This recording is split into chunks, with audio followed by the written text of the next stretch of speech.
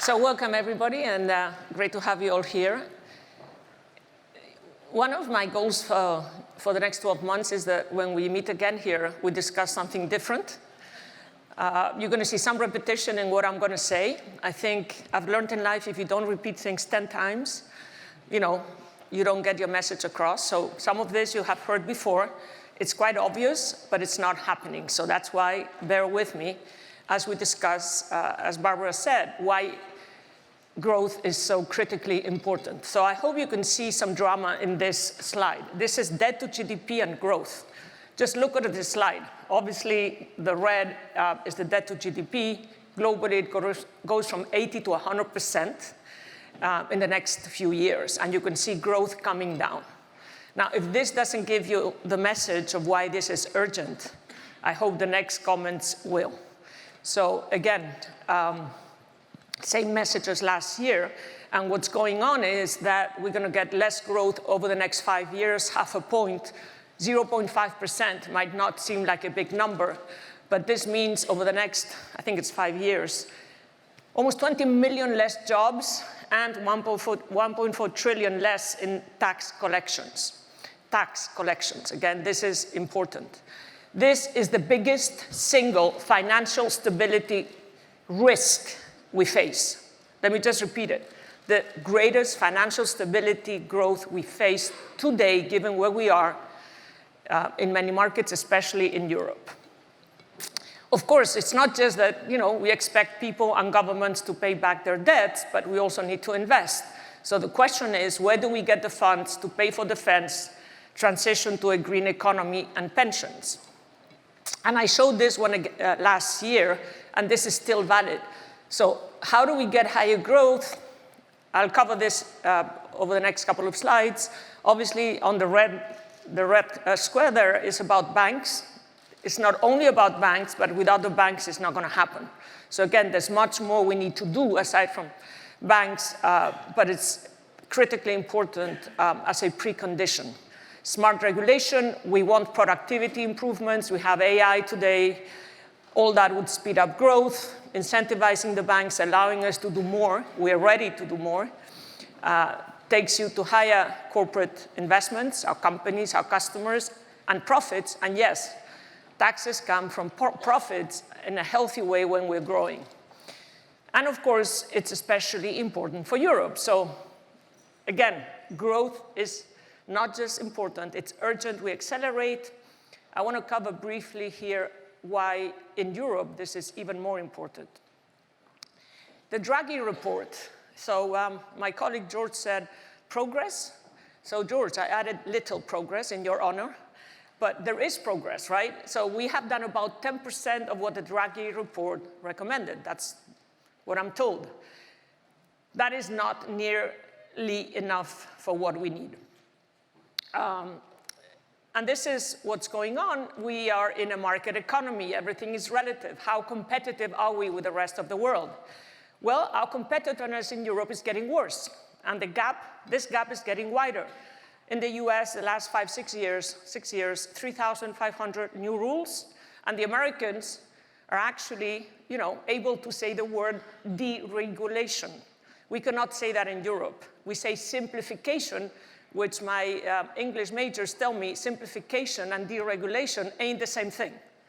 Different word, different meaning. So I'm just leaving that one with you. And this is just until now, 13,000 new rules. Of course, if you're going to listen later to the Minister for Deregulation in Argentina, that is a totally different planet, not even world. But, and this is what happens. So we keep on saying we want the innovation economy in Europe. Regulation kills innovation. Let me just repeat that. We want innovation. Innovation is a good word in Europe. It's accepted. We need to understand that unless we innovate, unless we allow companies to innovate, we're not going to grow. And innovation with a kind of regulation and rules on level 2 and 3, it's not happening. And you can see it here. These are companies born in the last 50 years, over 10 billion. 7 US companies are worth more than all of the European Union in the same period. Companies born, you can see that at scale. And again, it's not me saying this, it's the IMF, okay? Again, remember, growth comes from investment, comes from companies. This is the new economy, and you can see the size of the new economy in Europe vis-à-vis the US. I think a picture says more than 100 words. So again, I'm going to quote Mario Draghi. So it's not me saying it, it's not a bank, it's Mario Draghi. Our growth model is failing. Our competitiveness and also our sovereignty are at risk. So please remember that. And what he's saying, I say little progress. He says that a year after, we're in a worse place, in a harder place. Again, this is Mario Draghi. So let me just say about Europe, I've said it many times. I believe Europe has the best system in the world. The best. Not perfect, but the best. But there's a range of options where the European system, where we care about welfare, we care about social services, there's a range of options, and we need to be on the right side, which to me is supporting businesses, ensuring the business context is as attractive as it is in the US or other places. And what matters, and this is the message, is that higher growth makes the European Union stronger because it gives us choices. It gives us the choice to have strong social institutions, protection at the right level and balance. And this is the key message. Economic security, economic welfare comes from a strong economy. So, what are some ideas? And here it's a bit different from last year. Not that much, but a bit. So, to me, it's very clear we need to think differently. Again, we need to think that the first premise, and we've learned that the hard way, growth demands energy security. Without energy security, our economy doesn't work. It's very clear. That is the growth, that will give us the growth we need for defense, to defend Europe, but also the economic security. Again, growth and security, two sides of the same coin. Not just defense, but economic security. And what I call the new operating system, and let me just start by saying that central banks, governments in Europe have done a fantastic job. Congratulations. But my team knows that when we do something well, we get a good news, we can celebrate, how long, Hector? 1 minute, no, 1 day.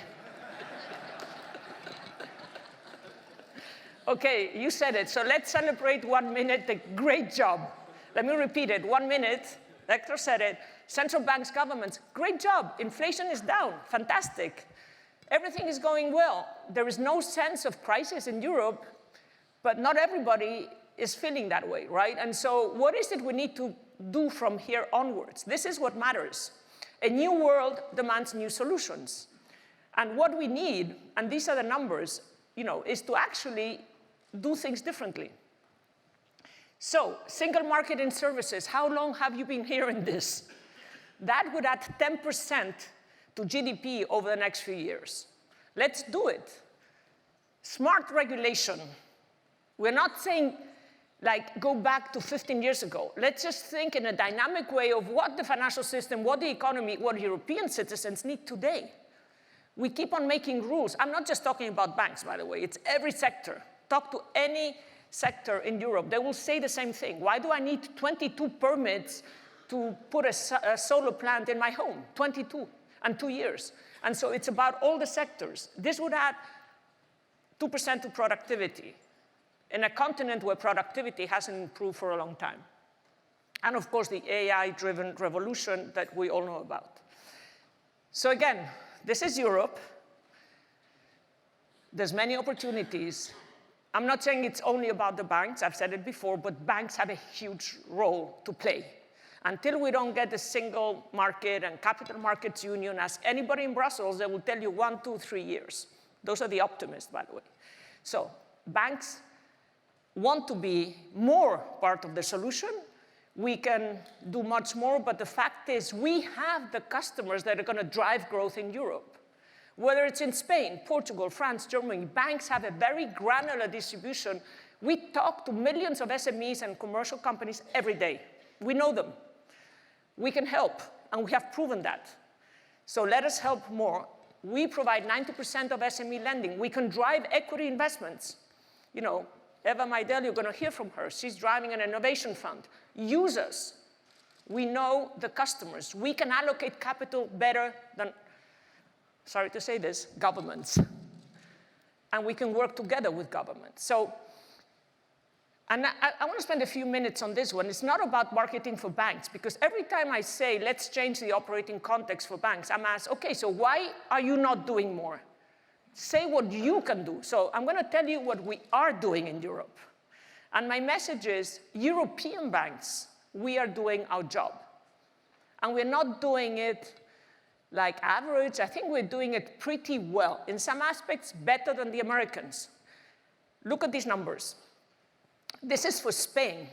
Mortgage rates, we are lending money, Ignacio, to our customers in Spain at rates below what the Treasury borrows.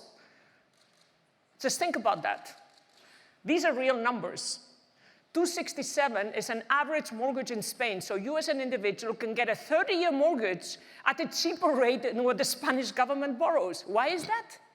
Because we are competitive, because we're efficient, and we still provide good returns. The average in Europe is the other way, by the way, so Spain is especially competitive, but it's pretty good for Europe. On average in Europe, I think it's 40 basis points above treasuries. We are 40, 50 below treasuries.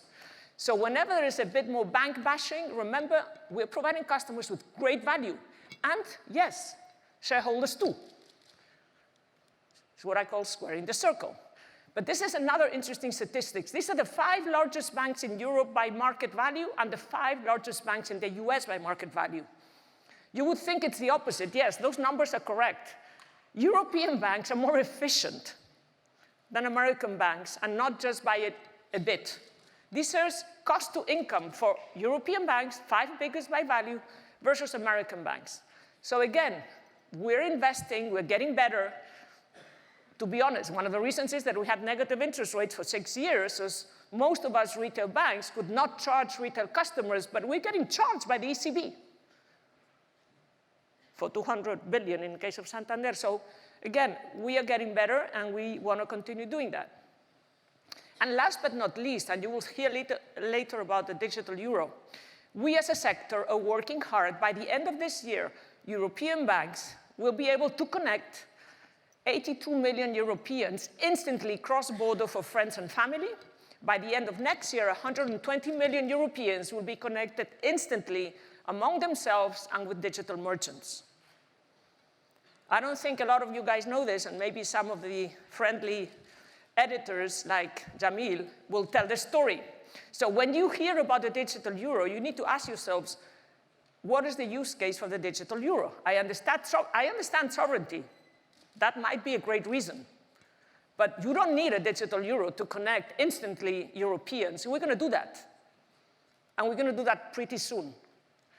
OK, so this next section is, we're giving you very competitive mortgages. We are very efficient. We're investing for the future. We're going to provide instant payments. You might say we should have done that earlier, but some countries like Spain are ahead. Others are still doing it. But what's important is all of that means that we can give value to customers, we can give value to shareholders, and we give value to communities.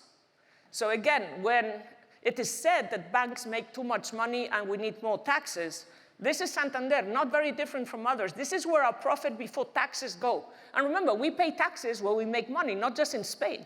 So you cannot just say whatever comes back to the Spanish bank then is taxed X, because we've already paid taxes in Brazil, UK, everywhere we operate. So about a third of the profit before tax, a third, 27%. So when people say the OECD minimum tax of 15, I don't know who, I would love to get a 15 minimum tax, but it doesn't apply to us. We are at 27% shareholders and lending, and this is a regulated industry. So if you take from one, you basically allocate to the other. So it is a closed loop. Shareholders, loans to customers, and government. Government is a big partner in our business. Just remember that. And so, again, the message is we can do even more to power European Union growth. Let me tell you a couple of ideas. And this is, again, same sector, same company. Just to illustrate, as you saw the pie, For every euro of profit in the European Union, 58 cents go to taxes. That same, and this is done, you can audit it because it's for the same company, audited, you can imagine which company it is, not very different for others. In the US, it's 42 cents. So again, it depends what model you believe in. Is 58 too much or too little? Do you want it? By the way, this is still going up. It's still going up. In the US, it's coming down. So that gap gets wider. And if you have more for lending, which is what's going to happen in the US, obviously you power growth faster. So these are some of the numbers. If this tax on banking in the euro area were at the US levels, again, 42, that's not a low number, right?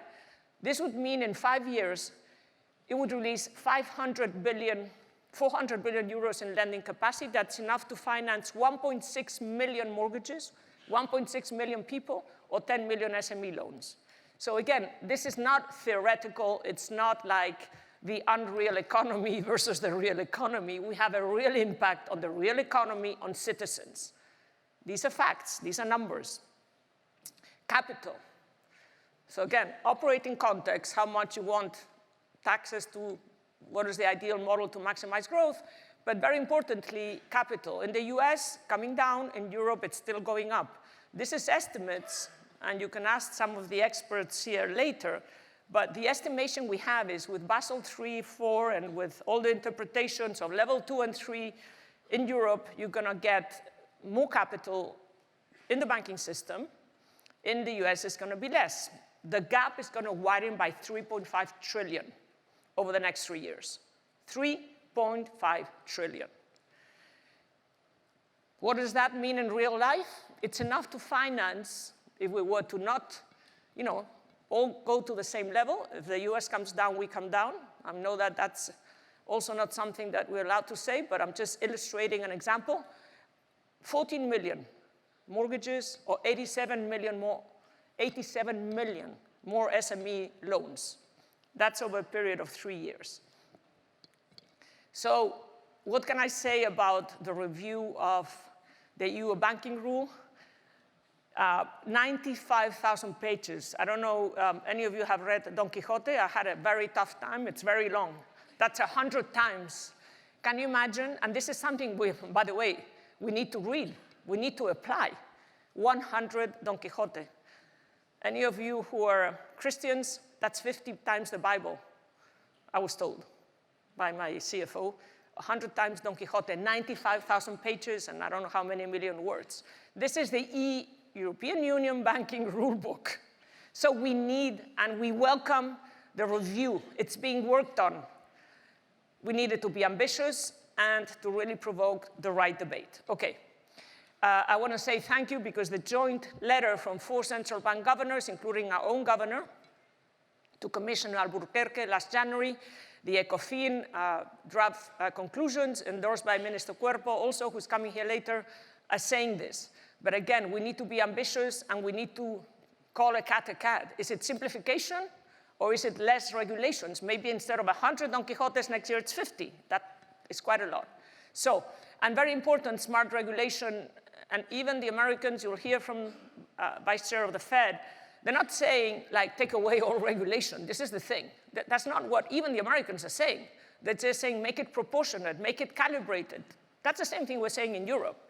And this level 2 and 3 rules, which are the agencies, they need a mandate so they can actually do what is intended by the politicians and the rules, not their interpretation, which always goes, because that's how they're incentivized. Any interpretation of the rules goes to the more capital, more and more and more. And this is not what Brussels wanted, by the way. So again, reduction of level 2 and 3 rules, that's pretty easy to do. We don't need to change many things. So the second thing is a bit more contentious. It's happened in the UK, by the way.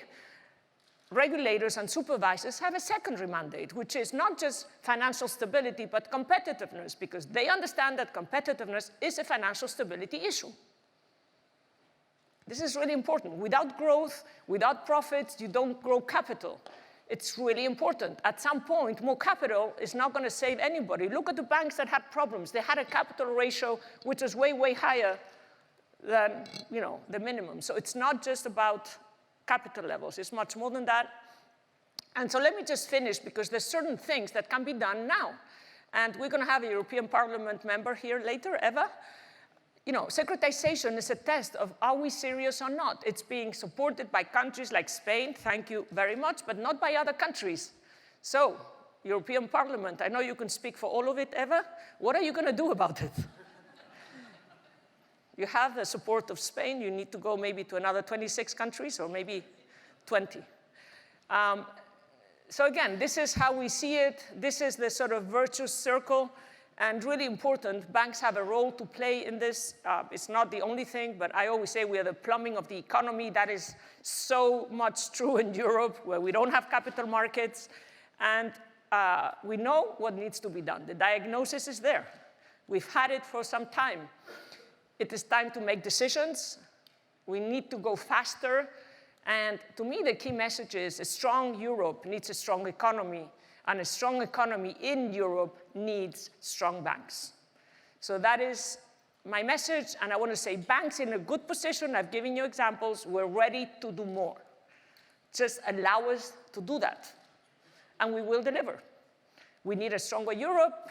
And again, we're here to help.